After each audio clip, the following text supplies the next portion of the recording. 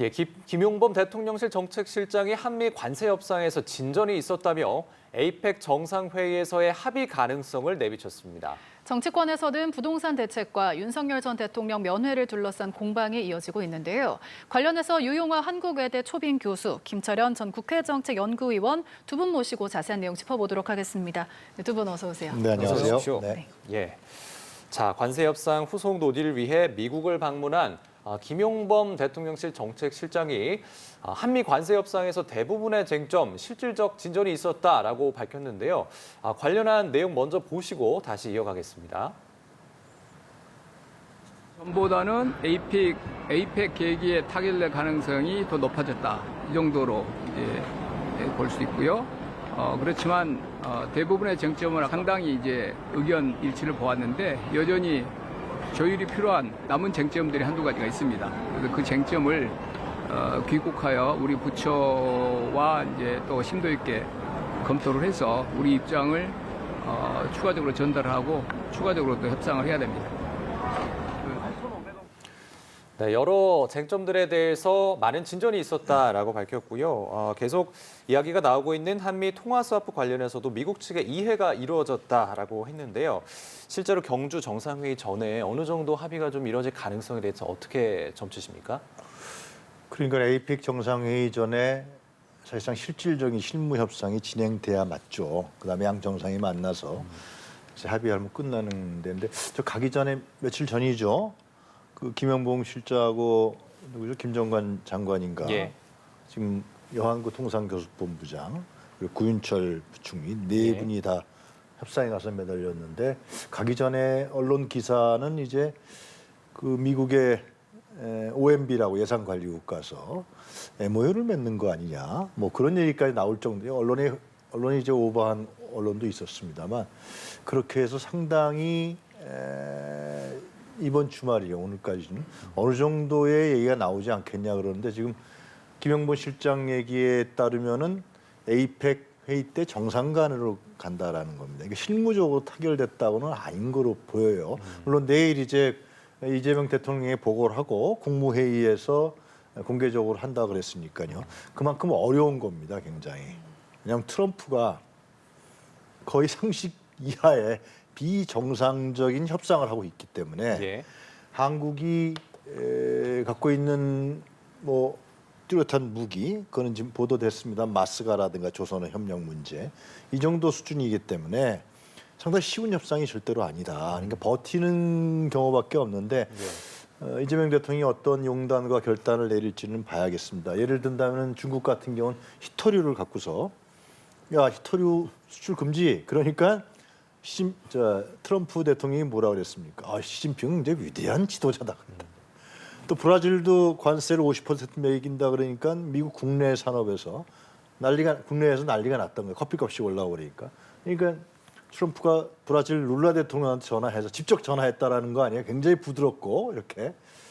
그러니까 지금 트럼프의 스타일상은 언제 어떻게 될지 알 수 없는 스타일인데 그 전에 정상적이라는 것은 진짜 3,500불이라를 선불로 내라는 것은 말이 안 되잖아요. 그거는 아마 빈센트 재무장관이 오케이 한 것 같아요. 아니 그럼 한국이 망하는데 어떻게 빼먹을 거야. 예. 얘를 빼먹을 수도 없잖아. 근데 그래서 우리가 내건 게 통화수합을 얘기했는데 통화수합은 안 해주는 것 같고 현재요. 그다음에 그걸 하나로 하자. 그것도 잘 안 된 것 같고 결국은 이제 같은 언론 보도에 따르면 그 자세한 내용을 저희가 알 수가 없습니다만은 언론 보도에 따르면 우리가 분산 투자하는 거 3,500불. 일본보다 훨씬 낫죠. 일본은 한꺼번에 그냥 넣는 모양인데 알래스카에다가 그런 정도 수준인 것 같은데 하여튼 좀 내일 들어봐야 될 것 같고요. 제가 봤을 때는 트럼프의 스타일상 또 뒤집을 수도 있고 또 윈네트 재무장관이 트럼프한테 제대로 보고도 안 된 것 같고 참 쉽지 않은 형국이다. 라는 건 분명히 말씀드릴 수밖에 없을 것 같습니다. 예.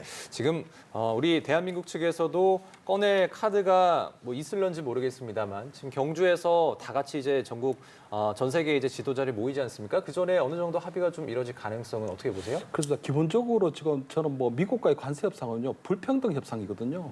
왜냐하면 그동안 어쨌든 미국이 관세라는 무기를 앞세워 가서 뭐 어떤 미국의 어떤 천문학적인 재정 적자를 동맹국이든 아니면 러시아, 중국, 적성국이든 그걸 다 메꾸라는 그런 신호탄을 한 것 부분이기 때문에 저는 지금 미국과의 관세 협상 자체가 상당히 불평등하게 진행될 수밖에 없는 부분이 있는데 아마 오늘 귀국한 김영범 정책실장이 상당히 신중하기로 아주 소문나신 분인데 예. 저번에 아마 아펙을 계기로 타결될 가능성이 커졌다고 하는 부분들은 아마 본인이 미국에 가서 실무자들과 만났을 때 어느 정도 실무 차원에서는 마무리가 된 것이 아닌가 하는 예. 긍정적인 신호로 받아들일 수 있을 것 같고요. 아마 그동안에 보면 우리가 3,500억 달러 정도를 미국에 투자하기로 했는데 그래서 어떤 방식으로 조달할 것인가 그리고 그 투자 방식은 어떻게 하고 나중에 그 이 투자 수익은 어떤 식으로 배분할 것인가에 대한 이런 것들이 계속적으로 조율이 되지 않았거든요.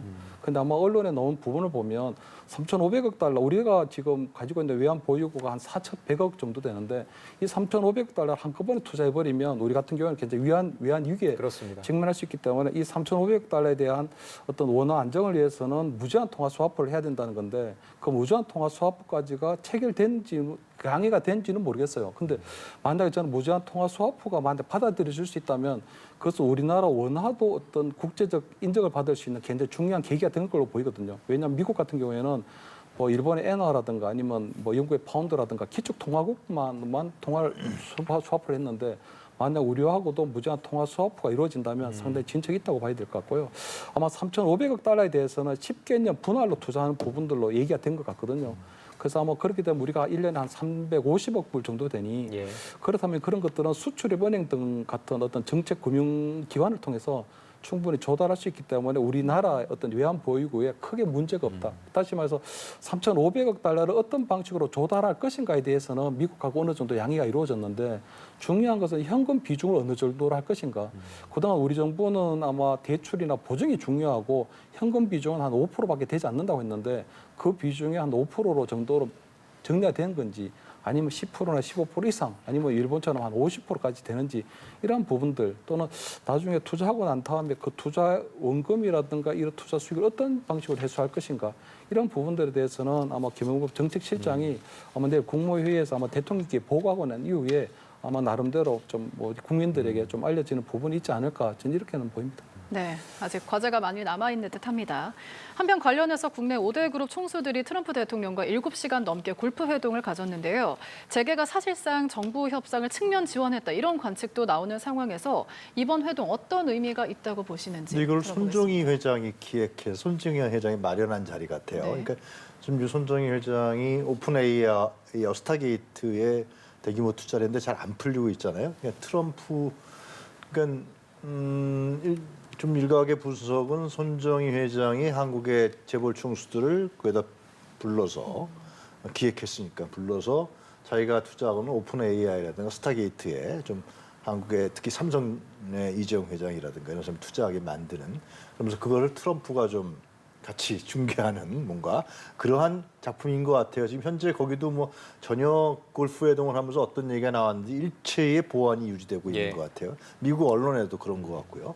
그렇다고 하면 우리가 애들러 짐작할 수 있는 건 뭐냐면은 야, 이 정도 투자할 테니까 트럼프 대통령이 좀 한국과 협상에 있어서 특히 3,500불이라는 선불 투자에 대한 말도 안 되는 얘기들 이런 부분들을 좀 손정희 회장이 가운데에서 이 정도 투자하니까 한국의 총수들이 트럼프 대통령 보고 좀 그걸 좀 해라 뭐 그 정도 수준이 아닐까 거기서 물론 한국 재벌 총수들이 가서 측면 지원하는 건 맞는데 그건 어떤 경제적 비즈니스적 측면도 분명히 있다라는 생각이 들어요.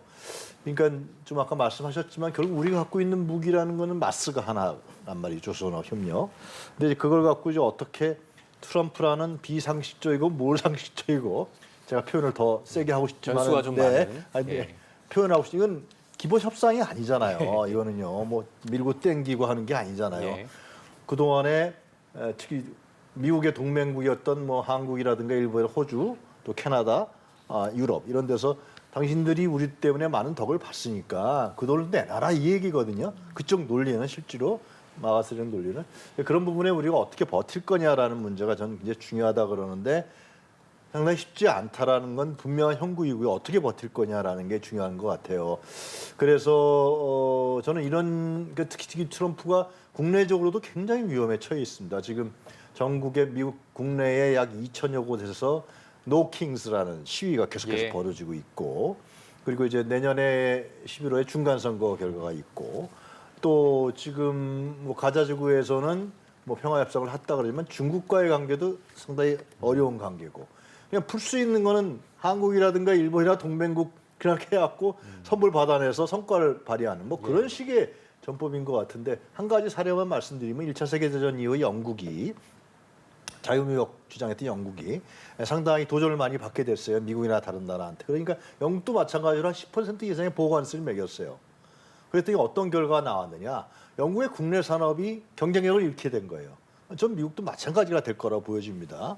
이번에 중국에서 대두 수입 안 한다 그러니까 미국 농민들이 난리를 치지 않았습니까? 그러면서 영국의 파운드화가 급격하게 약화됩니다. 그래서 네. 달러화가 되거든요.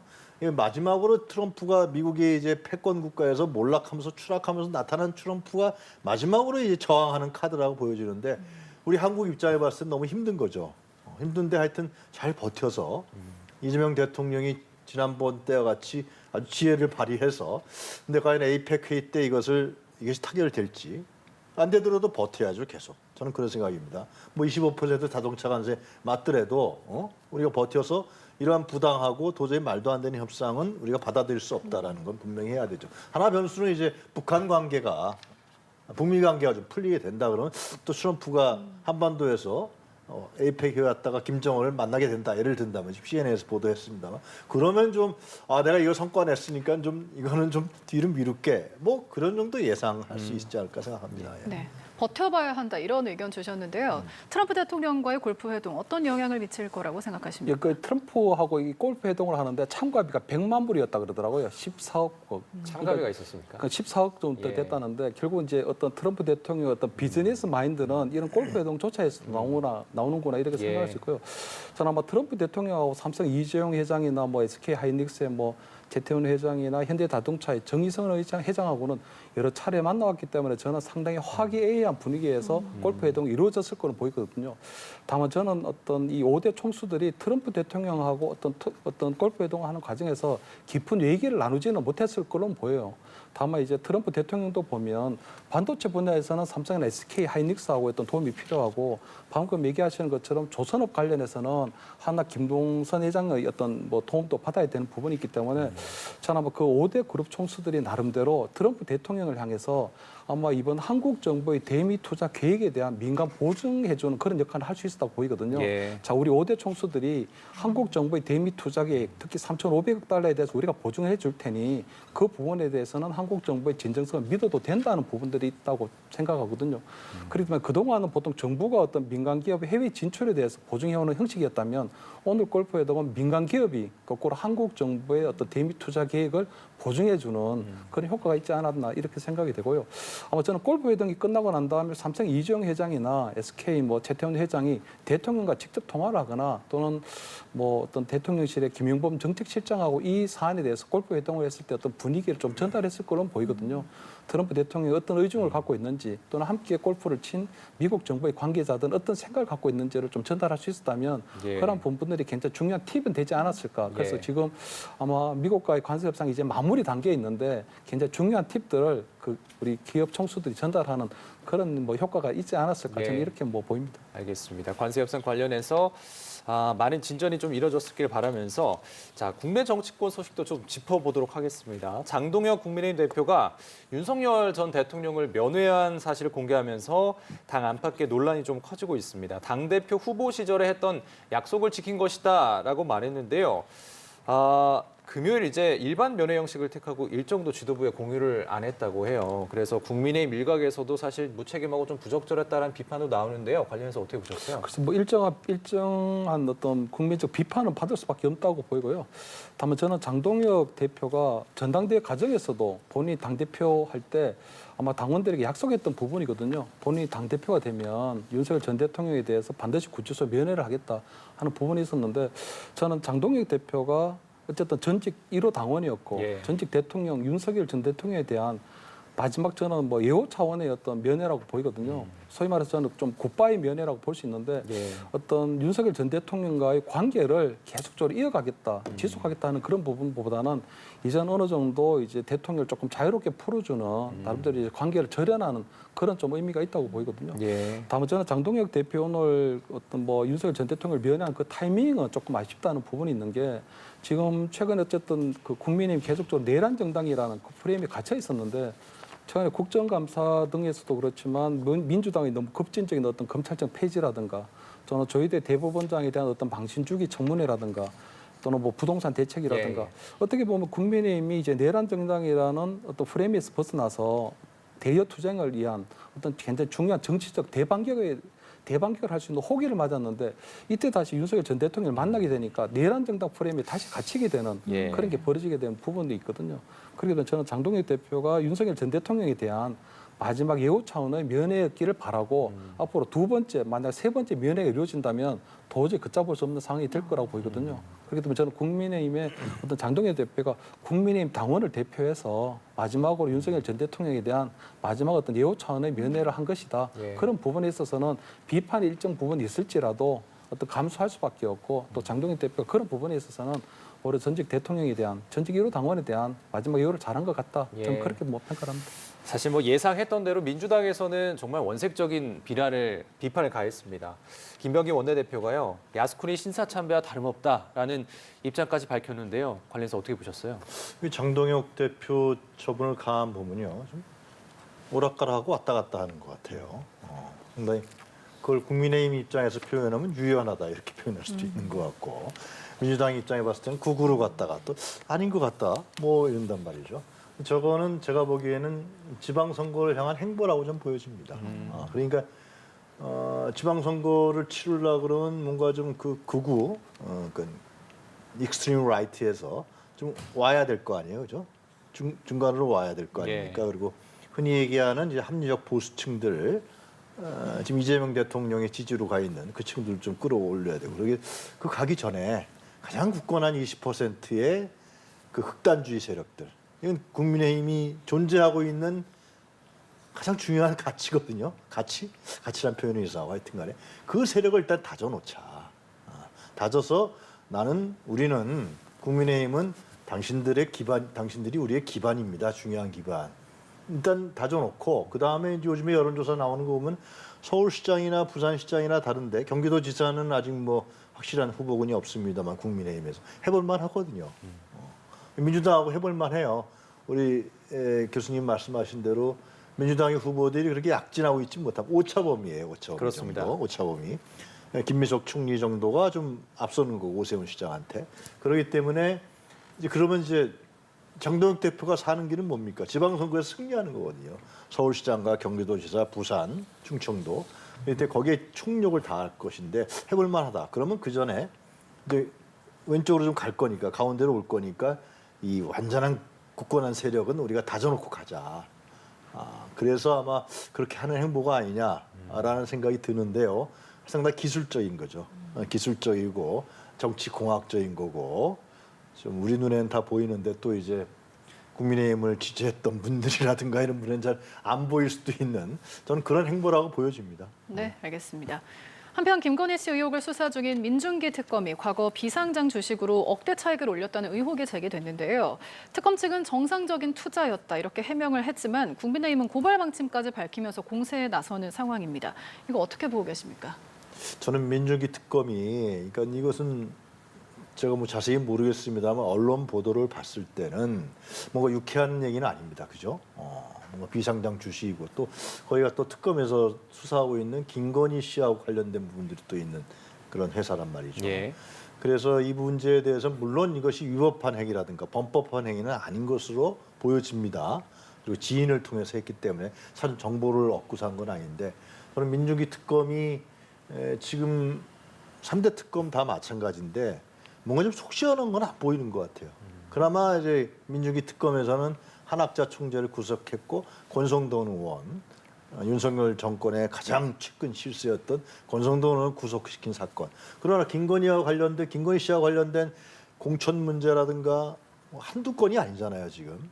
그래서 180일 이내 연장하고 뭐 수사 검사를 더 보고하는 것 같은데 거기에 대해서는 뭔가 결과적으로 나온 게 지금 크게 없다.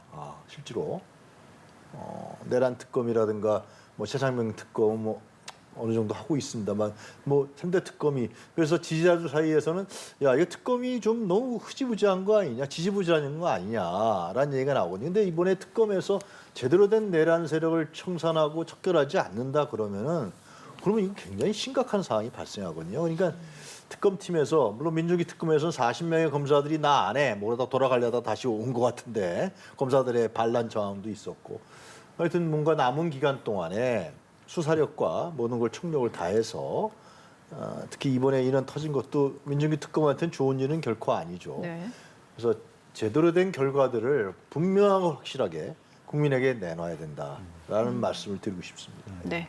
같은 질문 드려보겠습니다. 민중기 특검 관련 의혹 어떻게 보고 계십니까? 그래서 뭐 그 민중기 특검이 해명을 하고 있긴 한데 충분하지가 않거든요. 계속적으로 의혹이 커지고 있는데 그때 당시 사건을 조금 복귀해 보면 7천여 명의 개미 투자자들이 4천억 원에 가까운 피해를 입은 사건입니다. 이게 그러니까 갑자기 이제 상장 폐지 분식회계 때문에 회사의 어떤 회사 대표의 분식회계 때문에 상장 폐지된 건데 참 공교롭게도 민중기 특검만 상장 폐지되기 직전에 이것을 매도를 해서 1억여 원의 수익을 올린 사건이거든요. 아마 민중기 특검은 계속적으로 그것은 내가 증권회사 어떤 소개를 받아서 그 증권회사 직원에게 모든 걸 일임했다고 하는데 그것이 언뜻 보면 김건희 씨가 옛날에 주가 조작에 대해서 얘기를 할 때 보면 본인은 전혀 주가의 주자도 모르고 모든 걸 증권회사의 직원에게 일임했다는 거하고 비슷한 해명이거든요.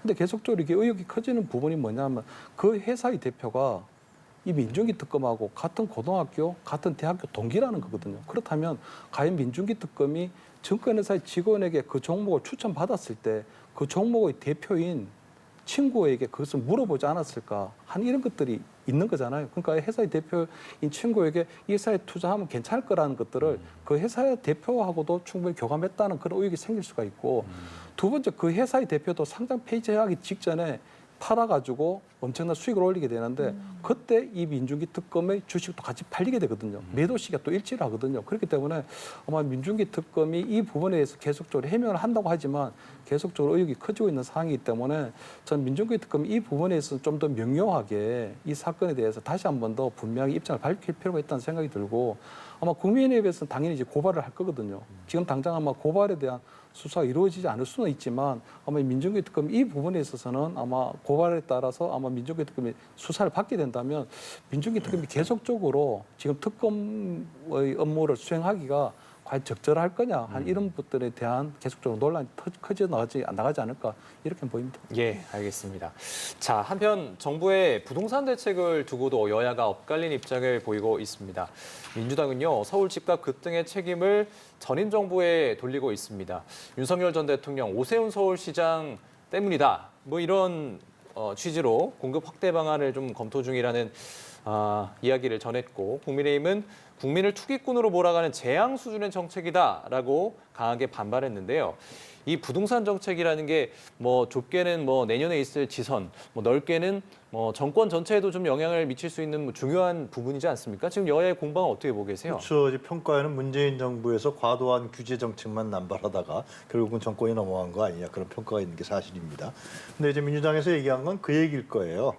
윤석열 정부라든가 오세훈 시장님 서울시장 아닙니까? 굉장히 부동산 정책에서 중요한 위치를 차지하고 있는데 제대로 된 공급책을 내놨느냐? 공급책이라는 게 특히 아파트라든가 뭐 하여튼 다른 주택도 이게 1, 2년 내에 가시적인 성과가 나오는 게 아니란 말이죠. 그거는 뭐 5년 이상. 근데 그런 측면에서 봤을 때 공급책이 제대로 없었다. 윤석열 정권과 특히 현 오세훈 서울시장. 지금에 와서 이제 재개발하겠다 그러는데 그것도 뭐 봐야 하는 거죠. 선거가 다가왔으니까. 그런 얘기라고 생각이 들고 저는 이재명 대통령이 그러니까 이번에 10월 15일 부동산 규제 개혁적 지전에 한 부동산에 관한 자기의 어떤 그 생각 그런 게 한 두 가지가 있었어요. 하나는 뭐였냐면은 우리나라는 부동산 투기성이 워낙 강하면서 그쪽에 투기성 자본만 들어가고 그 자금이 자본시장으로 가고 있지 않다. 그러니까 금융시장으로 건강하고 생산적인 자본시장으로 가야 된다라는 워딩을 했던 거로 제가 기억이 하나 나고요. 그렇습니다. 두 번째로는 그 부분이죠. 10월 초인가요? 우리나라에 뭐 우리 다 같은 마찬가지입니다만 소득 대비 부동산을 구매할 수 있는 게 너무 어렵다. 그걸 PIR이라는 지수를 표현하지 않습니까? 그래서 PIR 15다 그러면 우리는 지금 월급 갖고서 대부분의 월급 갖고서 30년 꼬박 받쳐야 아무것도 안 쓰고 그런 부분에 봤을 때 부동산 가격이 너무 높다. 그런 워딩이 저는 기억나는데 이번에 10월 15일 날에 정부에서 발표한 거는 이제 단기적인 대책이겠죠. 특히 한강벨트라든가 서울 지역에서 부동산 가격이 워낙 상승하니까 이걸 꺾어야 되는 거니까 그 점에 대해서는 성공한 것 같아요. 그 점 일단 잠잠해진 것 같고 예. 그리고 그날 그 다음 달인가요? 코스피 지수가 3,700선을 돌파했습니다. 그래서 4,000선까지 간다. 그러니까 그 부동산 쪽의 투기성이 안 된다고 판단하니까 금융시장을 옮겨간 그러한 어떤 이재명 대통령이 갖고 있던 생각이 실현된 것 같아요. 그리고 이제 갭 투자라든가 전세 끼고 하는 투자 이런 부분들도 많이 사라진 거고 잠잠해진 것 같습니다. 그래서 이제 얘기 나오는데요. 공급책을 어떻게 할 것이냐라는 문제. 그다음에 세제 개편으로 어떻게 이거 갖고 안 되면 세제 개편을 하겠다는 거 아닙니까? 보유세라든가 뭐 양도세라든가 거래세라든가 그런 부분들이 후속 작업들이 나오지 않을까 저는 생각합니다. 예. 관련해서 어떻게 좀 예상하십니까? 그래서 그 이명박 정부 이후 한 4개 정권에서요. 그동안 보면 부동산 가격이 가장 불안정했을 때가 문재인 정부 때였거든요. 문재인 정부 때 보면 28번 정도의 부동산 정책이 발표되는데 그중에서 가장 핵심적으로 잘못된 부분이 보면 대출 규제나 예. 또는 규제 지역 확대였거든요. 예. 이번에 이재명 정부에서 나온 부분이 뭐냐면 대출 규제 플러스 규제 지역 확대거든요.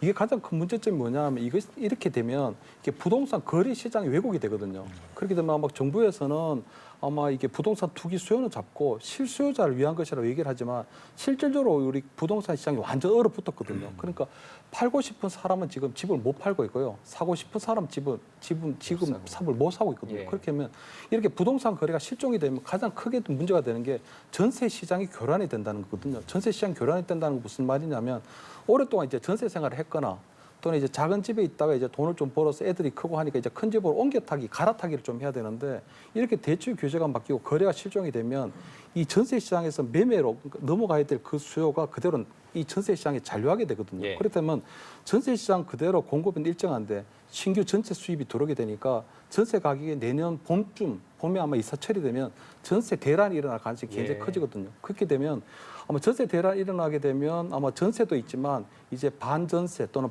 월세로 해서 월세 폭탄이 떨어질 가능성이 크기 때문에 결국 이번에 규제를 통한 부동산 대책의 최대 피해자 누가 되냐면 또 무주택자가 되는 거거든요. 예. 무주택자, 전세 살고 있는 사람들, 신혼세대 이런 부분들이 결국은 그 이번 부동산 규제 가장 최대 피해자가 될 가능성이 크기 때문에 지금 정부에서는 나름대로 어떤 투기 수요를 달랜다고는 하지만 결국은 이게 무주택자로 돌아가는 부분이 있어서 이것은 굉장히 잘못되고 또 실패한 정책이 가능성이 크거든요. 지금 당장은 아마 대출 규제를 하기 때문에 눌러버릴 수 있는데 저는 이 부분도 보면 화산 밑에 있는 마그마처럼 굉장히 부동산에 대한 상승 압력을 계속적으로 강제적으로 누르고 있는 산이 되기 때문에 아마 내년 봄 정도가 지나면 이게 언제 아마 수직적으로 폭발할 가능성도 있다고 보이거든요. 그렇기 때문에 아마 기억하실지 모르겠는데 문재인 정부 때도 젊은 세대들이 도저히 견디지 못해서 그러니까 영혼까지 걸어서 집을 사는 그런 경우까지도 생겼거든요. 그렇기 때문에 저는 아마 지금 이 부동산 정책에 있어서는 좀 더 신중하고 아마 추가적인 대책이 좀 나와야 된다. 특히 예. 아마 숨구멍이 해당하는 어떤 벤틸레이터라든가 이런 것들이 있지 않게 되면 저는 부동산 시장이 굉장히 왜곡돼서 이게 무주택자도 그리고 아마 부동산 경기 자체도 찬물 끼얹을 수 있는 그런 굉장히 조금 잘못된 부분이 높다 이런 말씀을 좀 드리는 겁니다. 팩트 두 가지만 간단하게 짧게 말씀드릴게요. 그러니까 그 기존의 실수요자들 15억 이하의 집을 사는 사람은 대출이 규제가 6억 그대로입니다. 그걸 오인하면 안 됩니다. 그러니까 15억에서 20억은 4억으로 줄였고 그다음에 20억 이상은 2억이기 때문에 기존에 예를 들면 15억 이하의 집을 구매하려는 분들은 전혀 상관이 없다.